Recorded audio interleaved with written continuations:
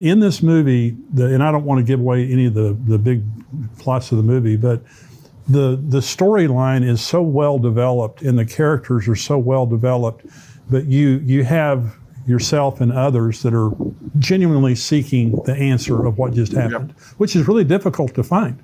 I mean, you did a good job in the movie of just showing this information wasn't just out there. And when the rapture happened, there was also an immediate response that was a deception of the people in the world being told something happened that actually didn't happen. And so you're fighting against that. The movie really depicts the spirit that's going to be in the world, the spirit of deception and the spirit of control that's going to be in the world when that happens. And so I just, as the movie began to develop for me, I just thought to myself, this is why we preach the gospel. This is why we have to get this out. So who do you think, and I know that we want everybody to go see the movie, and I hope that they do. Do you think that this would be a good movie for an unbeliever to see? Oh, yeah. There's no question. Here's the thing I found kind of interesting, and I've talked to many people about this since, I've done movies like God's Not Dead and What If, Soul Surfer, Let There Be Light, and I get more and more people walking up to me that don't have a faith. They're agnostic, they're atheists, and they say, I saw your movie and I found it kind of interesting. Well, to me, that's a win. Yeah. And I know it's hard for people that go to church on a regular basis to say, hey, come to my church with me, because I know they get a little pushback saying, there's church people there, I don't want to go, because of what movies and television have done. And they've done this on purpose in Hollywood. They portray conservatives, they portray Christians as idiots, as crazy, as bumbling fools. And so after decades of doing that, that's how people have grown up. That's how they grew up to believe that. Look what they've done in sitcoms. They've always got the kind of fat, out-of-weight dad, kind of a dummy. The mom's always hot and she knows everything. The teenage kids treat the dad like crap. And you wonder why you have a problem with the nuclear family in today's world. Because we also portray fathers as losers and don't know what they're talking about, which is really sad. You do it in The Simpsons. You do it in Family Guy. The dad is always a loser. So I'm trying to do movies that show that the positive things that are happening out there in the world right now. And this movie, I think, if you get people to show up, say, hey, do you want to go to a movie? Because it's easier to get people to go to a movie. And I got to throw this in. We get a 4-day run with this, all right? Because things have changed since the whole COVID fear factor, okay? It's harder to get independent movies in theaters. So if you support this movie like you did in my movie God's Not Dead and Let There Be Light, we'll get a longer run, because I don't have a $100 million advertising budget like James Cameron does for $300 million Avatar movies. I can't show the trailer on every football and basketball game. We need word of mouth. And that's what happened with God's Not Dead and Let There Be Light. And we need that again, because I get stopped all the time by people saying, please make more movies like this. And there's 80 million homes in America that want these kind of movies. But if they don't hear about it, then they don't know. So we need word of mouth by all the people that follow your show as well. Fill up these theaters. If you fill them up, it will get more coverage. It'll get a second week, a third week, and a fourth week. And this is a positive movie out there, because Walt Disney said back in the 1950s, movies and television will influence our youth. Well, you see what has happened over the last 50, 60 years. Yeah.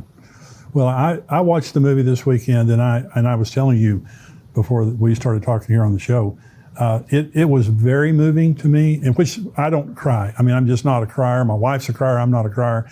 And in minute 54 into the movie, I was crying. And for the rest of the movie, I was very emotional. And I'm saying it to say it's an extremely good storyline, and it is extremely well acted. Yourself, Neil McDonough, I think Neil McDonough is in Yellowstone right now, I believe. Yep. He's in there. He's a very well-known actor, very great. I mean, Corbin Burnson, Greg Perot, Bailey Chase, Sarah Fisher, your wife, Sam Sorbo, who actually I thought was your daughter, Sam Sorbo.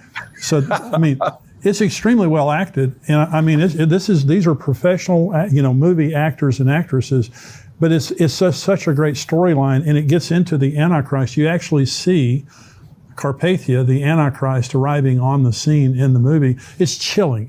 When you see these things, you read about them, and I read all the Left Behind books, but when you see it, and done in such a very good manner, very quality manner, it moved me. And I'm saying that to say, I think that we have an audience that really, this is endtimes.com. So this is an end times audience that watches what we're going to see. And so they're going to be into this big time.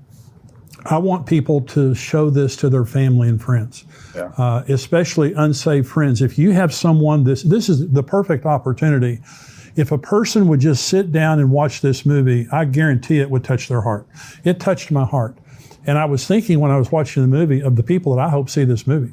And so I want people to watch it. And so what to you, when you're making this movie, what to you are some of the most important aspects of the movie or parts of the movie that you can talk about?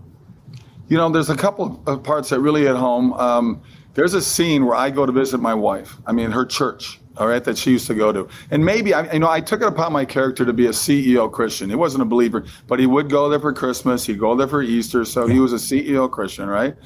And so he knew where the church was. He finally, 6 months after the rapture, after sort of looking at his wife's Bible, looking at all the highlights she had and all the notes she took, and sort of like reading her diary, so to speak, to try to find out where he went lost and where he didn't listen to her, because he knows she was right, that he knows that it was a rapture. So he finally makes his way to the church. Who does he see in the church? The pastor.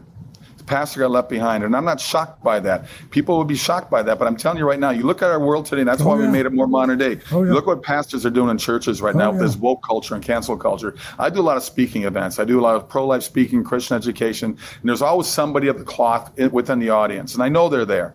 And I say, you know what? You guys have to remember, as a pastor, you work for God. You don't work for government. And I think people forget that. And you see what churches are doing right now because they're afraid of, offending someone in their congregation. Well, offend them with the truth. That's right. People say they're offended by what I say. Well, I'm offended that you're offended by me speaking the truth.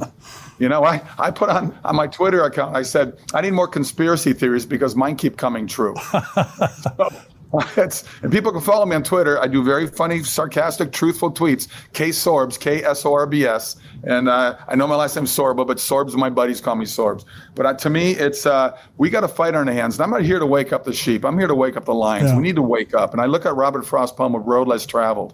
And I always say this. Jesus was really the original guy who walked the road less traveled. That's right. And I feel like you're on that road, and I feel like I'm on that road. And what I want to do is turn the road less traveled into a super highway. People have stopped being afraid, and they need to start walking down that road together.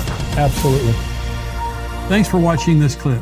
To see the entire weekly Tipping Point show, join us today at endtimes.com for $7 a month.